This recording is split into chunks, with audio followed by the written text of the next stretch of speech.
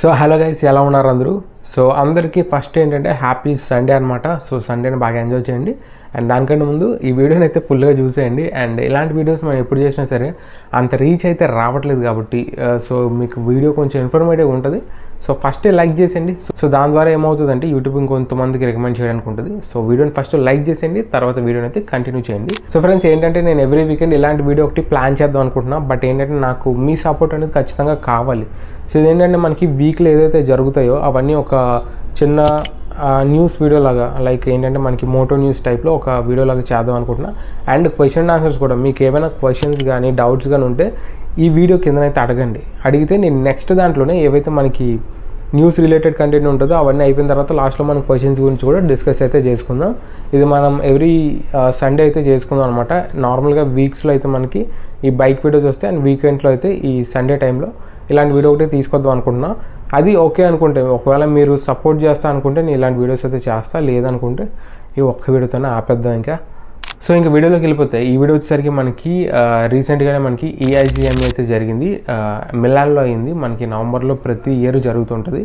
So last year కూడా జరిగింది. Last year మనకి హీరో వాళ్ళు చాలా వరకు ప్రోటోటైప్స్ అయితే తీసుకొచ్చారు.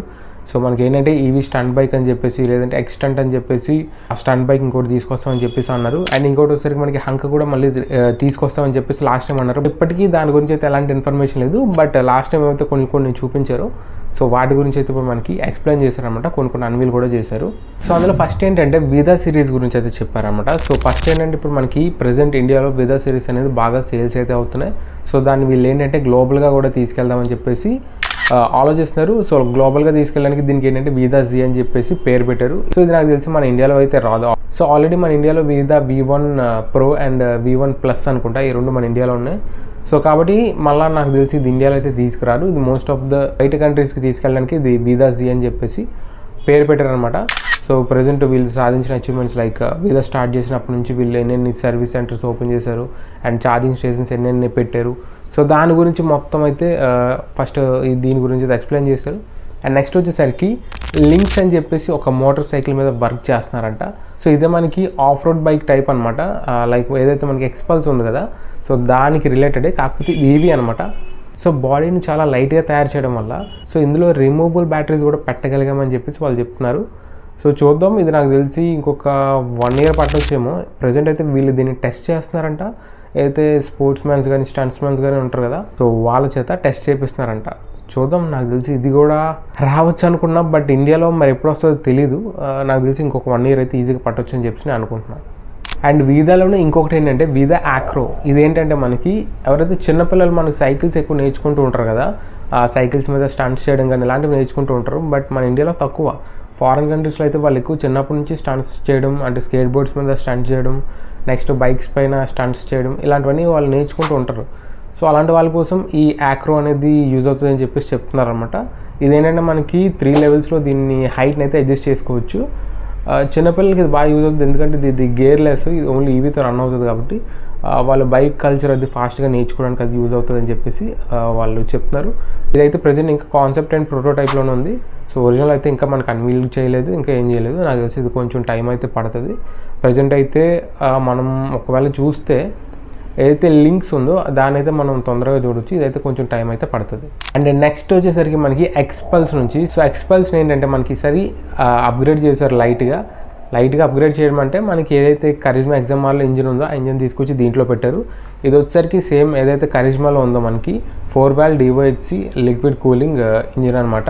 ఇందులో ఏంటంటే మనకి 24.6 PS పవర్ ఉంటుంది అండ్ 20.7 Nm టార్క్ అనమాట. సో టార్క్ అండ్ పవర్ కొంచెం అయితే లైట్గా తగ్గించారు. XMR ఏంటంటే మనకి స్పోర్ట్స్ వెహికల్, సో ఇది ఏంటంటే మనకి అడ్వెంచర్ టైప్ ఆఫ్ బైక్ అనమాట. సో ఫ్రంట్ అండ్ బ్యాక్ చిన్న అయితే మనకి ఎక్స్టెన్షన్స్ చేసినట్టుగా ఉన్నారు. సో పెద్దగా చేంజ్ అయితే ఏం చేయలేదు. ఇంజిన్ ఒకటి మార్చారు అండ్ ఫ్రంట్ అండ్ బ్యాక్ చిన్న ఎక్స్టెన్షన్స్ అయితే పెంచారు అనమాట. సో ఇది ఎక్స్పల్స్ 210. నాకు తెలిసి ఇది మన ఇండియాలో మనం మార్చ్లో కానీ లేదంటే ఏప్రిల్ ఈ టైం అయితే ఎక్స్పెక్ట్ చేయొచ్చు. సో నెక్స్ట్ మనకి 250 సిరీస్ని కూడా అన్వీల్ అయితే చేశారు. సో 250 సిరీస్ అంటే మనకి ఇందులో 2 ఉంటాయి, XMR 250 అండ్ ఎక్స్ట్రీమ్ 250R అయితే ఉన్నాయన్నమాట. ఫస్ట్ మన XMR గురించి మాట్లాడుకుందాం. సో ఇందులో వచ్చేసరికి మనకి 250cc liquid cooled DOHC 4-valve engine అనమాట. ఇది వచ్చేసరికి మనకి 30 PS పవర్ని జనరేట్ చేస్తుంది అండ్ 25 Nm టార్క్ని అయితే జనరేట్ చేస్తుంది. ఇది సేమ్ ఏదైతే మనకి కరీజ్మా XMR ఉందో సేమ్ బాడీతోనే వస్తుంది, బట్ ట్యాంక్ని కొంచెం ఎక్స్టెండ్ చేసినట్టుగా ఉన్నారు అండ్ ఫ్రంట్ కూడా మనకి వింగ్లెట్స్ అయితే యాడ్ చేశారనమాట. ఇది ఒక చేంజ్ మనం నోటీస్ చేయొచ్చు. అండ్ కొత్త కలర్ అయితే యాడ్ చేశారు, ఇది మనకి వైట్ అండ్ రెడ్ స్కీమ్లో అయితే వస్తుంది. అండ్ బండి డిజైన్ చాలా స్లైట్గా మార్చారు. నాకు తెలిసి ఇందులో అడ్జస్టబుల్ విండ్షీల్డ్ లేనట్టుగా ఉంది, సో అదైతే మనకి ఎక్కడ కనిపించట్లేదు. మనకి XMR 210 ఏదైతే ఉందో అది ఇందులో అయితే కనిపించట్లేదు. అండ్ ఇంకొకటి వచ్చేసరికి మనకి ఎక్స్ట్రీమ్ 250R అనమాట. ఇందులో కూడా సేమ్ ఇంజినే, ఏదైతే మనం XMR 250లో చూసామో సేమ్ ఇంజినే. యాక్చువల్గా ఇది మనకి లీక్స్ వచ్చినప్పుడు ఇది ఎక్స్ట్రీమ్ 210 అని చెప్పేసి అనుకున్నాం. ఏంటంటే మనకి లాస్ట్ ఇయర్ ఎక్స్టెంట్ 210 ఆర్ 250 పేరుతో అయితే మనకి ప్రోటోటైప్ చూపించారు, బట్ ఇప్పుడు ఆ ఎక్స్టెంట్నే ఎక్స్ట్రీమ్ 250R అయితే మార్చేశారనమాట. మళ్ళీ సపరేట్ నేమింగ్ అవన్నీ ఎందుకని చెప్పేసి దీన్ని ఎక్స్ట్రీమ్గా మార్చేశారు. సో డిజైన్ అయితే నాకు పెద్ద కొత్తగా అయితే ఏం అనిపించలే. హెడ్లైట్ ఒకటే నాకు తెలిసి కొంచెం మార్చారు. ఏదైతే బాడీ ఉందో సేమ్ మనకి XMR 210 ప్లస్ ఎక్స్ట్రీమ్ 125R ఉంది కదా, ఆ రెండింటిని మిక్స్ చేస్తే ఎలాంటి బాడీ మనకి బయటకు వస్తుందో సేమ్ అంతే, అంతకుమించి పెద్దగా చేంజెస్ అయితే ఏం చేయలేదు వీళ్ళు. సో ఇంజిన్ కూడా సేమ్ రెండింటిలో ఒకే ఇంజిన్ అయితే వాడారు. సో హీరో కొంచెం డిజైన్ వైజ్గా కొంచెం ఏమైనా చేంజెస్ తీసుకొస్తే బెటర్ అని నాకు అనిపించింది. ఇవైతే మనకి అన్వీల్ చేశారు. సో యాక్చువల్గా ప్రైజెస్ అయితే ఇంకా మనకి ఏం బయటకు రాలి, ఇవి లాంచ్ అయిన తర్వాత వీటి అఫీషియల్ ప్రైజెస్ అయితే మనకి వస్తాయి. చెప్పాను కదా, ఇది మనకి మ్యాక్సిమం నాకు తెలిసి ఇవి మార్చ్ ఆర్ ఏప్రిల్ ఆ టైంలో అయితే వీటిని మనం చూడవచ్చు లాంచ్ అయితే. సో అప్పుడే మనం వీటి ప్రైజెస్ కూడా చూడొచ్చు.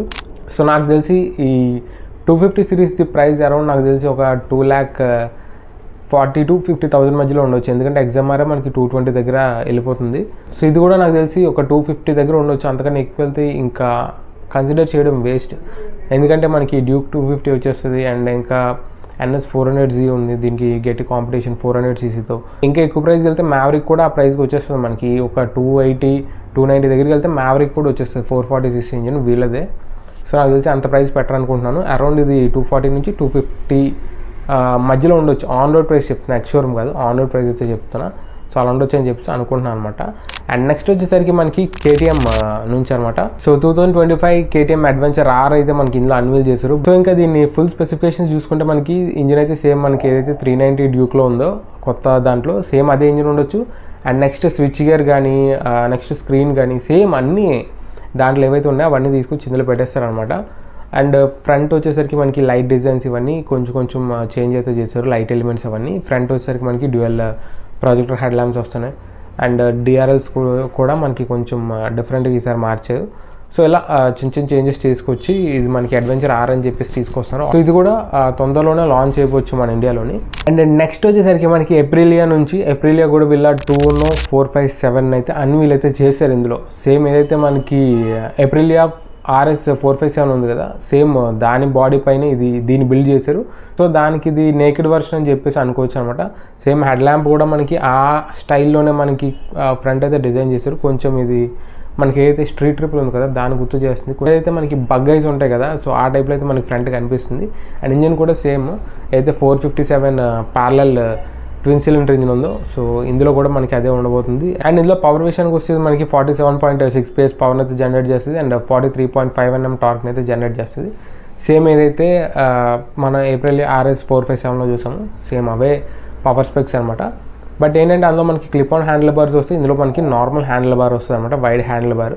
ఇది ఒక చేంజ్ మీరు నోటీస్ చేయొచ్చు. సో ఫీచర్స్ కానీ డిస్ప్లే కానీ ఇవన్నీ మ్యాక్సిమం మనం అందులో ఏవైతే చూసామో ఇందులో కూడా అదే చూడొచ్చు అనమాట. అండ్ ప్రైస్ కూడా నాకు తెలిసి ఇది దానికన్నా ఒక 10,000 తక్కువ ఉండొచ్చేమో అనుకుంటున్నాను, ఎందుకంటే ఇది నేకెడ్ వర్షన్, ఫెయిరింగ్ వర్షన్ కాదు కాబట్టి మేబీ దానికన్నా ఒక 10,000 ఏమైనా తక్కువ ఉండొచ్చేమో అని చెప్పేసి అనుకుంటున్నాను. సో చూద్దాం, ఇది కానీ మనకి ఇండియాలో మంచి ప్రైస్కి కానీ లాంచ్ అయిందా. డ్యూక్ 390కి అయితే పెద్ద కాంపిటీషన్ అనమాట. సో చూద్దాం ఫ్యూచర్లో దీని ప్రైస్ ఎంత పెడతారో. సో ఒకవేళ డ్యూక్కి దీనికి ఒక 20,000 to 30,000 డిఫరెన్స్ ఉన్నా సరే మనం డెఫినెట్గా ఈ బైక్ని అయితే కన్సిడర్ చేయొచ్చు. చూద్దాం మన ఫ్యూచర్లో మరి ప్రైస్ ఎంత పెడతారో మనకు తెలియదు, ఇంకా లాంచ్ కూడా అవ్వలేదు కాబట్టి. సో ప్రైస్ పెట్టిన తర్వాత దీని గురించి అయితే మాట్లాడుకుందాం. అండ్ ఇంకా లాస్ట్ న్యూస్కి వస్తే ఇది వచ్చేసరికి మనకి EICMA అయితే కాదు. సో EICMA మామూలుగా మనం అన్ని కవర్ చేస్తాం, ఏవైతే ఇండియాలోకి వస్తాయి అనుకున్నాం అవన్నీ కవర్ చేస్తాం. ఇది వచ్చేసరికి మనకి కార్ నుంచి అనమాట. సో నాకు తెలిసి ఈ న్యూస్ వినగానే చాలామంది హ్యాపీగా అయితే ఫీల్ అవుతారు, ఎందుకంటే ఈ కార్ని చాలామంది కొనుక్కోవడానికి అయితే ప్లానింగ్ చేస్తుంటారు అనమాట. చాలామంది ట్యాక్సీ పర్పస్గా కూడా ఈ కార్ని వాడుతూ ఉంటారు. ఇప్పటికే మీరు ఇది ఏ కారు గెస్ట్ చేసి ఉంటారు, కరెక్టే మీరు గెస్ట్ చేసింది. ఏంటంటే మనకి ఇది మారుతి సుజుకి డిజైర్ అనమాట. సో డిజైర్ ఏంటంటే మనకి ఫేస్ లిఫ్టెడ్ వర్షన్ అయితే రీసెంట్గానే లాంచ్ చేశారు ఇండియాలో. సో దీన్ని ఏంటంటే GNCAP టెస్ట్ కూడా పంపించారు. ఇది ఏంటంటే మనకి GNCAP 5 స్టార్ రేటింగ్ అయితే ఇచ్చిందనమాట దీనికి. సో అడల్ట్కి వచ్చేసరికి 5 స్టార్ రేటింగ్ అండ్ చిల్డ్రన్స్కి వచ్చేసరికి 4 స్టార్ రేటింగ్ అయితే వీళ్ళు ఇచ్చారనమాట. వీళ్ళు చెప్తుంది ఏంటంటే ప్రజెంట్ ఏంటంటే మారుతి సుజుకి చాలా మంచి స్టాండర్డ్స్ అయితే మెయింటైన్ చేస్తున్నారు సేఫ్టీ విషయంలో. సో వీళ్ళు అన్ని కార్స్లో కూడా ఇవే స్టాండర్డ్స్ అయితే మెయింటైన్ చేయగలిగితే సో నెక్స్ట్ మన ఇండియన్ మార్కెట్లో సుజుకి నుంచి ఒక పెద్ద టర్నింగ్ పాయింట్ అయితే అవ్వచ్చు అని చెప్పేసి చెప్తున్నారన్నమాట. ఎందుకంటే మనకి సుజుకిలో చాలా మంచి రిలయబుల్ ఇంజిన్స్ ఉన్నాయి అండ్ సర్వీస్ కూడా చాలా బాగుంటుంది సుజుకిది. మనకి ఎవ్రీ 5 to 10 kilometers లోపు ఒక సర్వీస్ సెంటర్ ఉంటుంది అండ్ సర్వీస్ కూడా చాలా తక్కువ రేట్లో అయితే అయిపోద్ది.